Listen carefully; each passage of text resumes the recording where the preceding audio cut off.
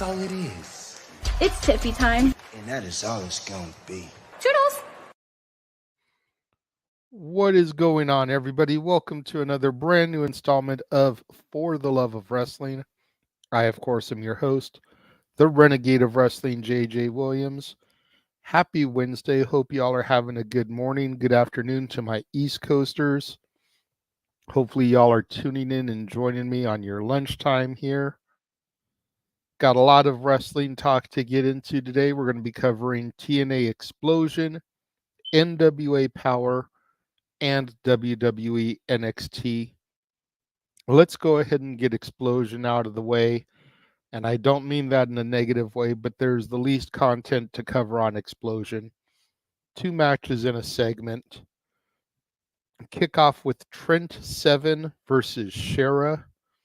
This was a good, hard-hitting contest. A little bit on the short side, though. Fun, well-paced up until the finale. Trent Seven got the victory here. Again, I mentioned this last week. I'll probably end up mentioning it every week. I wish they would throw out the retro match that they show during Xplosion, because they don't even usually show it in its entirety. They come in midway and show like 10 or 15 minutes of it. But I wish they would throw that match out and either extend the 2 matches that they have, give them a little bit more time, or just add a third match in. If I want to watch the classic content, I'll subscribe to TNA Plus. I'll watch it on the TNA YouTube channel. Don't feed it to me as part of your television program. So that was my biggest complaint with this match, is that I felt like it could have gone a little bit longer. We then had our Around the Ring segment with Gia Miller. This time she's talking to Zaya Brookside, and they're talking about how they have so much in common. Mostly they discuss their love for horses. They discuss their love for country music. Zaya Brookside mentions that she's a fan of Luke Combs. I'm also a fan of Luke Combs. I remember when he first came out, really gravitating towards his song Hurricane. If you've never heard it, look it up. There's that one. And then there's what was the other big one off of that album?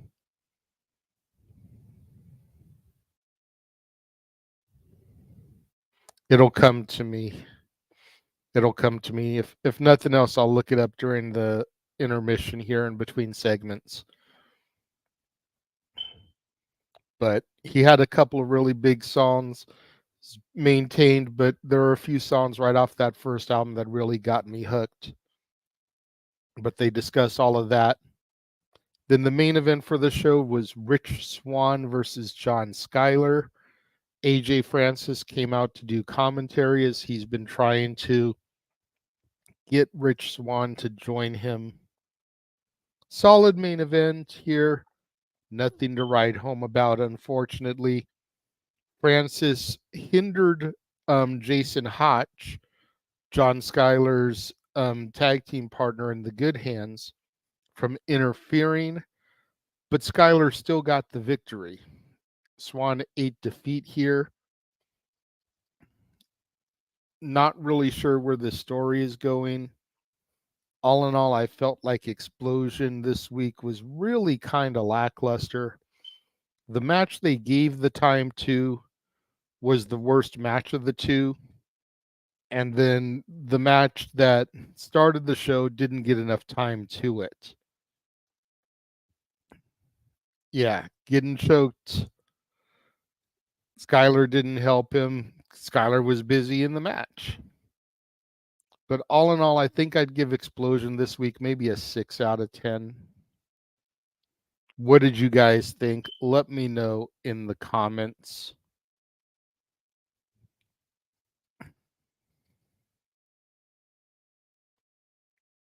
That's a fair point. That's a fair point. Swann has now lost to each member of the Good Hands. Seeds being planted for a potential heel turn here. That would make sense. So we're going to take, I know we just came on the air and Xplosion was short to discuss. So we're going to take a short commercial while I try to look up that other Luke Combs song. Then we'll come back and we'll get into the coverage of NWA Powerrr. We will be right back.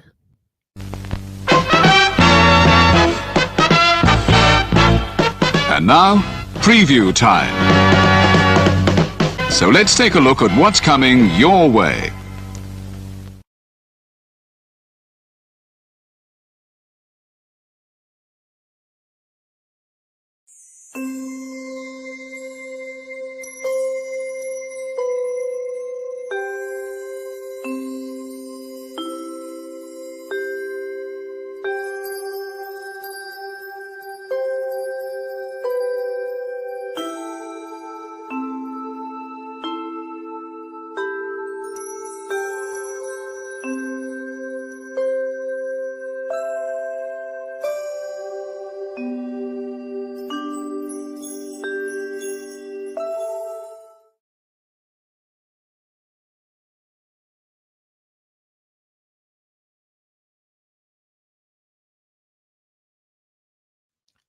When it rains, it pours. That was the other one I was trying to think of.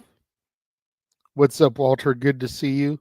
Well, I guess bye, Datilla. I would think you'd want to stay around for the NXT coverage since you're probably going to have to cover Roadblock in a couple of weeks once we get you to 1,000 subscribers. Since I know you haven't kept up watching, you would think that you would want to, stick around and find out what's been going on. But if you want to dip, that's on you too. I will do, Walter. I will hold up 2 fingers just like this when I'm done, okay? So that brings us to NWA coverage, NWA Powerrr. We had few good matches here. There were 4 matches on the card. We kicked off with 6-woman tag team action. And this was interesting because there was a stipulation thrown on the match that the woman who scored the pinfall or submission would become the number 1 contender to the Burke, the Women's World Championship. And on one side of the ring, you had Taylor Rising, Ruthie J, and Natalia Markova, who is definitely a favorite of ours on the channel, taking on Miss Star, Missa Kate, and the lovely CJ. And this was just some fun, fast-paced, but chaotic women's action here. CJ and Ruthie J were definitely the standouts in the match for me. When they got to be in one-on-one in the ring, I felt like the match was outstanding. When you started to get too many women in the ring at once, I feel like it got really sloppy and chaotic. There were a couple of spots when they were getting Natalia Markova. They were hitting her with like super kicks. And I swear to God, she was like staggering around. I didn't run a stopwatch, but it felt like she was staggering around for 30 to 45 seconds before the next girl got in there and did her move. And it's like, if you're going to be trying to do this thing, you need to be right on top of it and know who's going next with what. There shouldn't be somebody staggering around for close to 45 seconds waiting for the next move to get executed. That was one thing I didn't really like, and especially since it was being done to Natalia Markova, who is somebody that we really like. At the end of the day, none of that mattered, though, as Markova was able to get the pinfall victory, become the new number 1 contender to the Burke. Congratulations to Markova.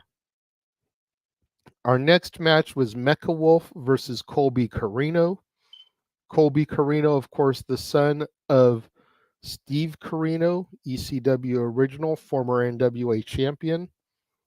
Homicide was the referee here. Good match, but a little bit on the long side. I don't really get the Mecha Wolf character. Maybe in time I'll be able to get him and understand him better. Colby Carino is just a young stud, though. I definitely see promising things for him in the future. Carino got the win here, retains his NWA Junior Heavyweight Championship. We then get an interview with May Valentine talking to Talos and Daisy Kill. Daisy Kill plays the ukulele and sings. This was a dumb segment to me, in all honesty. I don't get what they were trying to do here, but it just came off as very corny. Daisy Kill kind of looked like a hybrid to me of John Morrison and Lexis King. This leads us into our next match, which is the new Spectaculars 2.0, Rush Freeman and Slade taking on Talos and Daisy Kill. This was just a meh match to me. I wasn't really vibing it, wasn't really feeling it. No one was giving me anything to really connect to. Talos and Daisy Kill got the victory. We then had May Valentine with Tom Latimer. And Tom Latimer was kind of talking about his upcoming match against Brian Idol, which was our main event. And how once he's done here, he's going to refocus on reclaiming the 10 pounds of gold. That led us into the street fight with Brian Idol and Tom Latimer. And don't get me wrong, this was a hard-hitting street fight. And Latimer picked up the victory here. But my question was,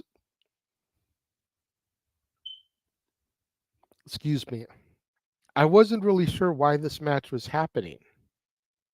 There was no real beef between the two that was, laid out in a promo or story or a video package. It just seemed to be so random. And then when you put in the fact that this is only the third episode of the season, and on the first episode of the season, we had the ultimate match of death between Matt Cardona and EC3, why would you do a street fight 2 weeks later? That just made absolutely no sense to me.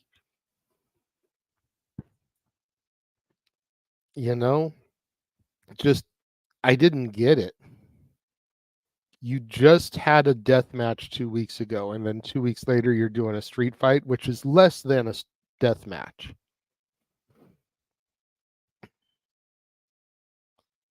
If anything, I would have flip-flopped the weeks, and I know Billy Corgan probably wanted to start off with the CW app week 1 by having some mega star power. But this just felt like it was all in reverse.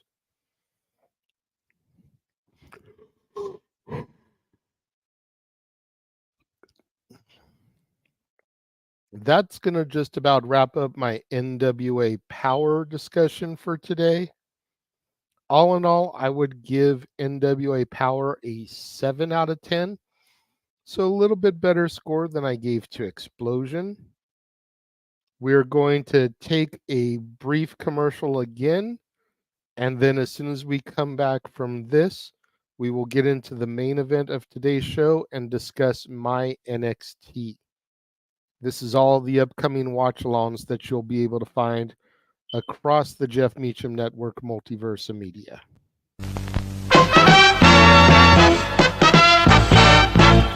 And now, preview time. So let's take a look at what's coming your way.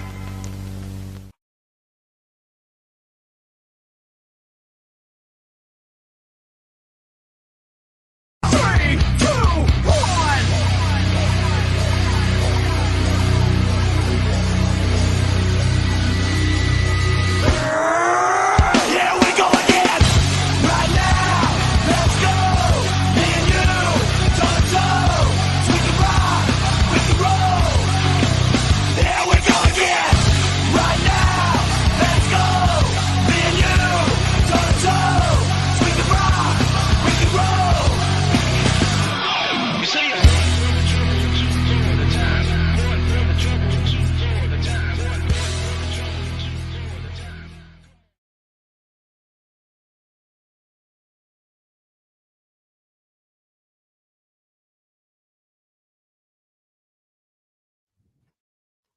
And we are back.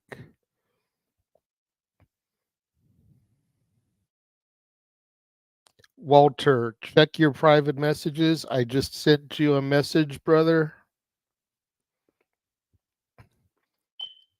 Now we're going to get into the main event for the conversation for today. We're going to discuss my NXT.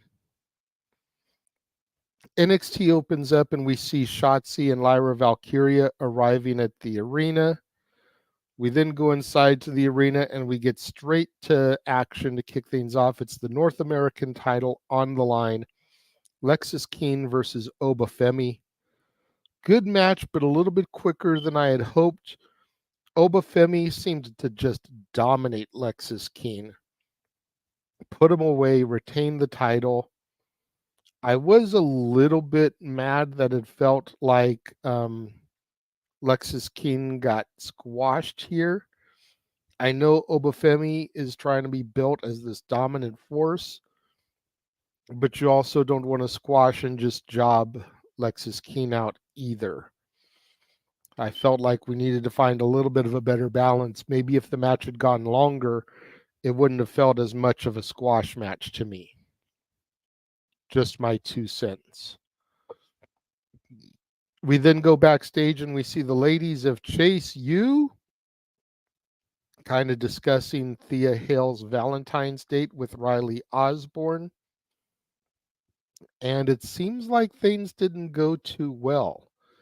It seems like maybe Thea took JC Jane's advice a little bit too literal and kind of too extreme in her trying to not be desperate and be a grown-ass woman. Ariana Grace comes in and gets involved, and this sets up a match that's going to happen later in the evening between JC Jane and Ariana Grace. We then go and see Lyra Valkyria and Tatum Paxley backstage, and I couldn't hear everything that was being said, but I did hear Lyra say that she has a surprise for Tatum. We don't know what that's going to be. It's not exposed over the course of the evening, so that's going to be kind of interesting to tease into and play with. We then have a Braun Breaker and Baron Corbin promo, and this brings out both Chase U and Axiom and Nathan Frazier, both of whom want the first shot at the new tag team champions. And a match is set up for later on in the evening between the two teams to become the number one contender. We then get a Roxanne Perez promo backstage just ahead of her match, and she's definitely leaning into this grittier, darker side of her. As much as I don't want Roxy to be a heel, I'm liking this dark personality of her. You know, the more and more she leans into it, the more and more I feel like she's trying to pick up the slack that Cora Jade left behind by her untimely injury. I don't know. What do you guys think? Am I completely out of line here? This leads into the match that was kind of set up last week, Roxanne Perez versus Ren Sinclair. And Roxy was just outright vicious in this match. Really was out to brutalize and hurt Ren. There was a point at the end of the match, Roxy hits the pop rocks. She scoots up and hooks her for the pinfall like she normally does, gets a 1 count, but then she lets go of the hold, floats over and locks Ren Sinclair in the crippler crossface in order to get a submission victory instead. And this is where we really start to notice that she's out to try to hurt and injure Ren Sinclair because she felt disrespected. Very, very good match here on the show. We then had the No Quarter Catch crew crashing Metaphor's locker room. And next week, one member of the No Quarter Catch crew will be challenging Noam Dar for the Heritage Cup, but he will not know which member it is until the match is ready to start. I like this because it really makes it set up like we're going to finally get a new Heritage Cup champion, because I am over Noam Dar with that cup. I have had a hard time getting into Heritage Cup matches because I'm not a fan of the champion of Noam Dar. I have a feeling that if Noam Dar loses the cup, I'll be able to get more into the matches.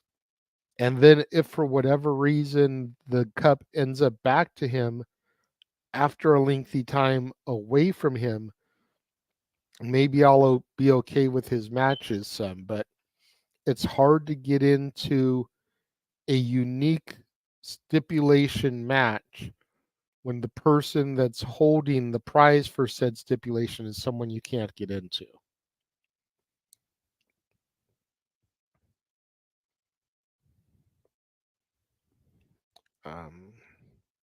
We then had Josh Briggs versus Brooks Jensen. And this was just an outright nasty, brutal brawl. Both men took turns dominating each other and just really doling out punishment. Jensen dominated the beginning of the match. And then when we went to commercial break, Briggs started to take over. Briggs was able to get the victory here.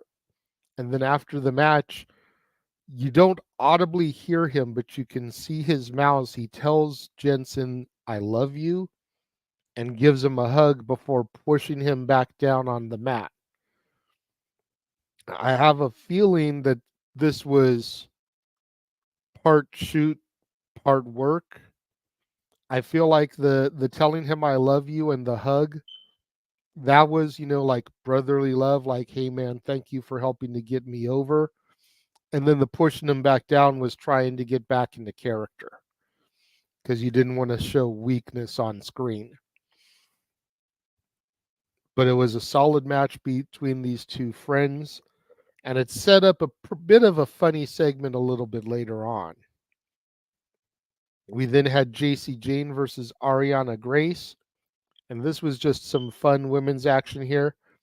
Jasmine Minks, who I guess is a part of Chase U, she's one of the members of the Chase U calendar, kind of asserted herself and helped JC get the victory.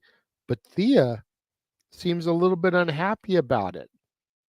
Not sure if she's jealous of Jasmine for helping JC because she feels like she's JC's best friend, or if it's just a thing where, Chase U usually doesn't cheat in their matches, and she's not happy that JC resorted to cheating. But either way, there was a little bit of tension there at the end of the match. We then see Tony D'Angelo with Stax and Rizzo, and they're kind of sitting at a table talking about, how they disappointed last week. Rizzo lost her match.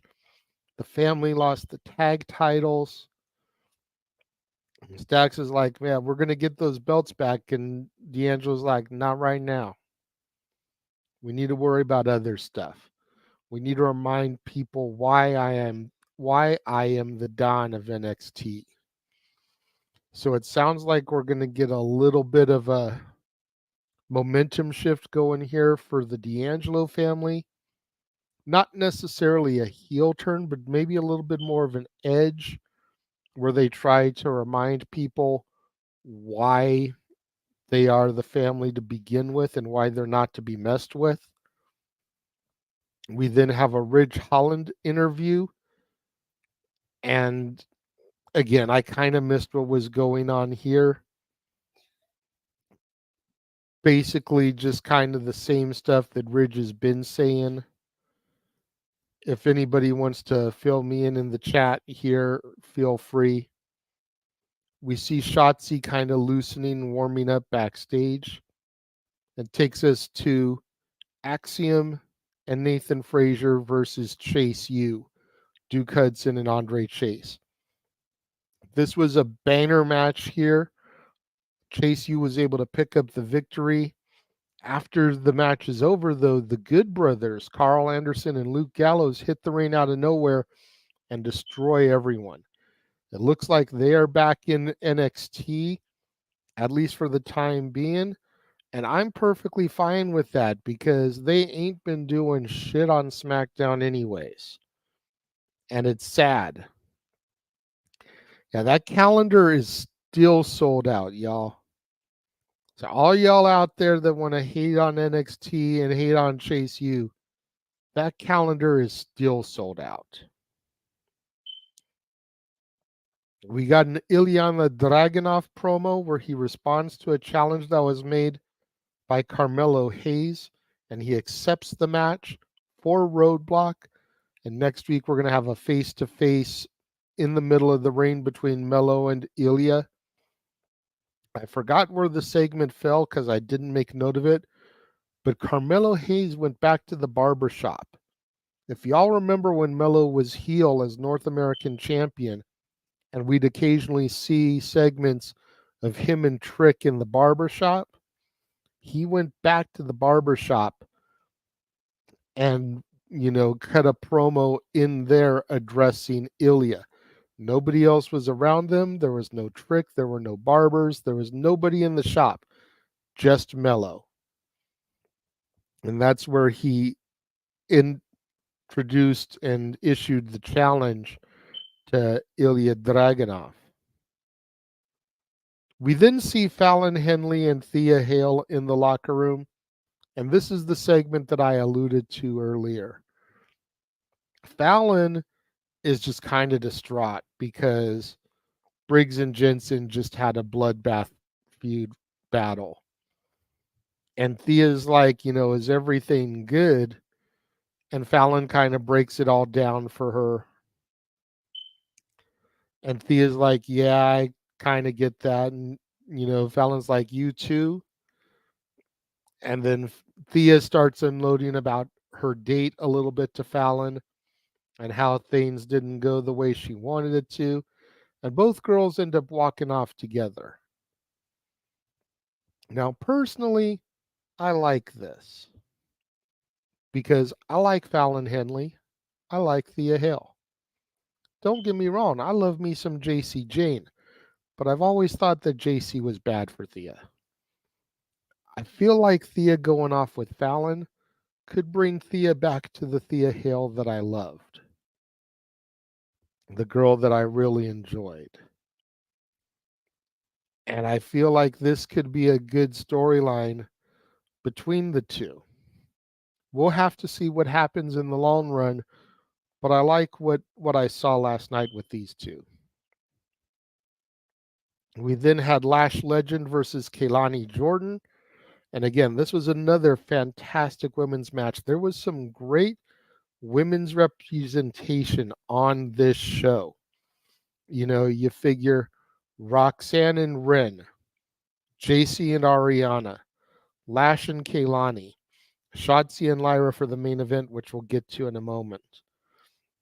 Lash Legend, as far as her in-ring ability, is really starting to grow on me. I'm still not a fan of the character. Too stereotypical, in my opinion. I'd like to see her do a little something less ghetto. But Lash, Kehlani made a great attempt. Lash just dominated, though. Put Kehlani Jordan away. Still a fan of Kehlani. But like I said, in-ring ability, Lash is really impressing me with each and every match. Main event was Shotzi Blackheart versus Lyra Valkyria. And it started off pretty good, but Shotzi went for a spot on the ring apron and fell onto the outside of the ring, and she injured her leg. She gets removed from the match, and Lyra's just kind of standing in the ring like, what do we do now? Ava Rain comes out, says this match is now an open challenge. Anybody that wants to step up can step up. Lash Legend comes back out, and I'm like, oh shit. Even the crowd is chanting Lash, Lash, Lash, Lash. Great match between these two. Lyra is able to retain her title, but between the match with Kaylani and the match with Lyra, I could definitely see Lash being positioned to be the next champion. Fantastic match between the two. We would discover later on, I believe the news either came out on Monday or early yesterday. Shotzi suffered a torn ACL. Surgery was good, but she's going to be out of action for 9 months as a result. Huge blow to Shotzi because she took to social media and basically said that she was going to go back down to NXT and try to revive her career. Like Dijak has done, like Ridge has done, like Corbin has done.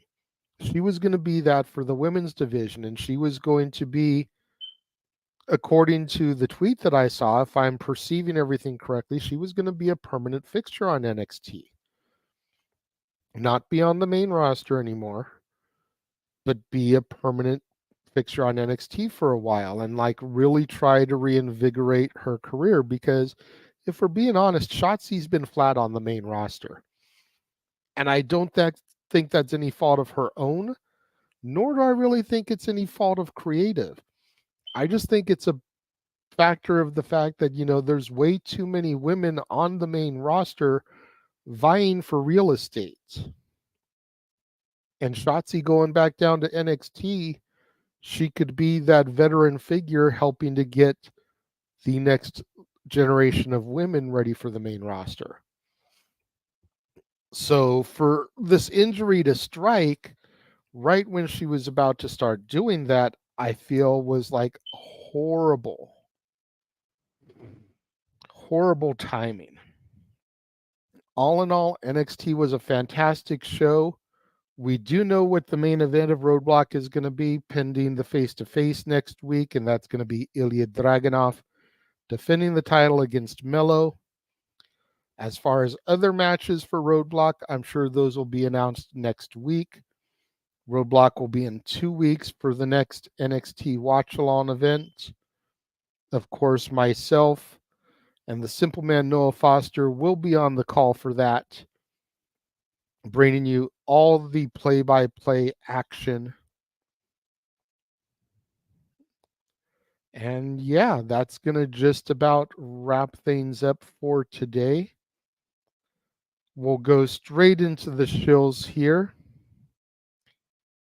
If you forgot to tune in yesterday, go back into the archives. You can find it on the Simple Man's brand or here on the Casa D18 Studios channel. Check out our Simply Predicting panel that we had last night for the Elimination Chamber. You had Noah Foster, you had myself, you had Statboy Mike, Stat Girl Dory Lou, Emmanuel Dominguez, who's a regular in the chat rooms and a huge super chatter supporter of the channel, and my lovely daughter Natalie was on the panel, all of us giving our thoughts and predictions for what will be happening this weekend at the Elimination Chamber. Make sure you tune in on Friday, as we will be doing Simply Predicting for No Surrender. That is 2 p.m. Pacific, 5 o'clock Eastern, just ahead of the actual broadcast TNA No Surrender. That coverage begins at 4 o'clock Pacific, 7 o'clock Eastern. Noah Foster and Datilla will be on the call for that one.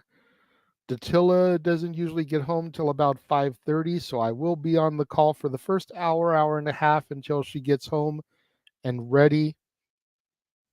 Of course, we will then have our coverage for the Elimination Chamber on Saturday, February 24th. We will not be doing it live. We will be doing it spoiler-free, beginning at 9 a.m. Pacific, noon Eastern. All of that coming up. We've also got coming up just a little bit later this morning, 2 o'clock p.m. Eastern, which is 11 o'clock Pacific, Rage's Top 10 on the Rage of Wrestling YouTube channel. He's going to be giving his top 10 matches that were booked incorrectly, and I will be giving my thoughts on the matches that he picked. So you can always super chat, let us know your thoughts on that stuff.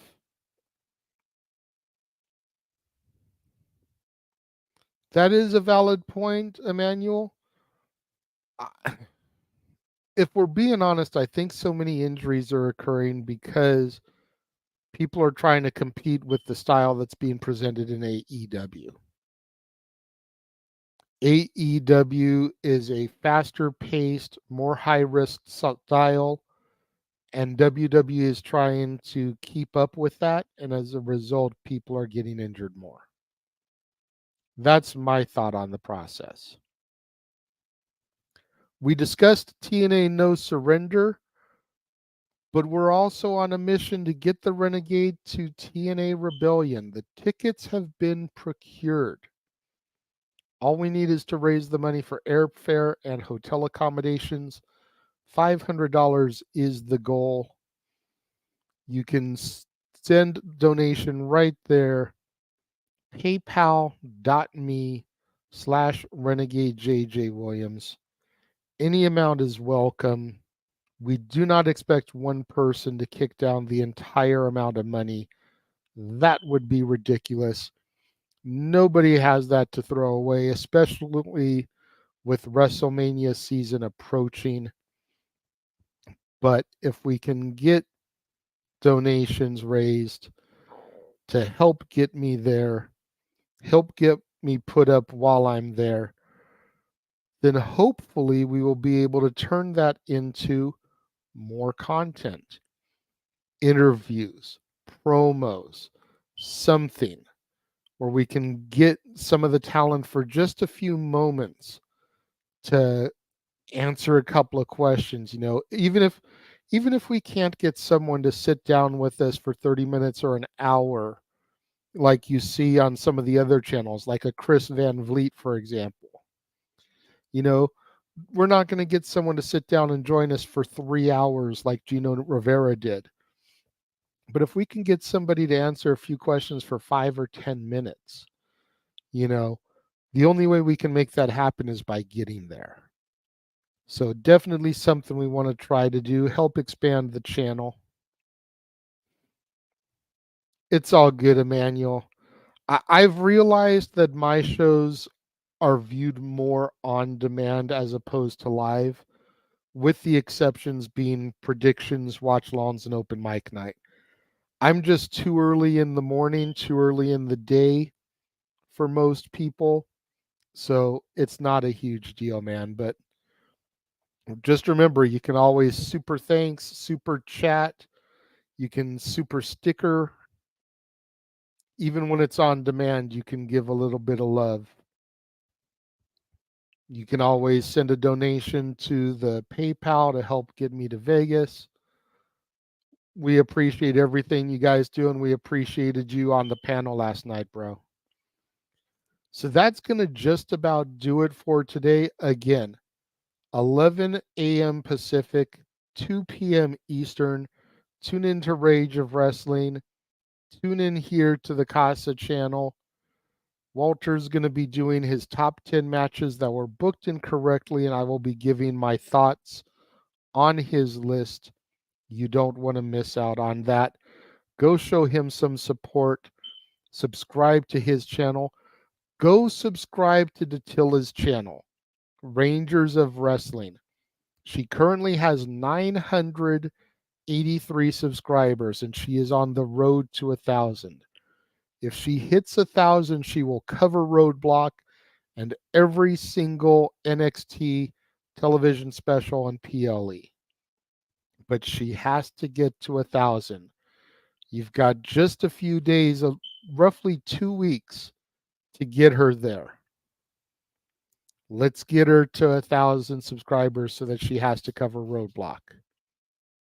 Again, that's just going to about do it for me today. Make sure you guys tune in tomorrow, same bat time, same bat channel, as I discuss tonight's episode of AEW Dynamite. And until then, thank you all for joining me and tuning in, and I will catch you guys later. The Jeff Meacham Network's Multiverse of Media. For over 15 years, the recognized symbol of excellence and the standard bearer in coverage of sports and entertainment. Thank you, JJ. Appreciate you.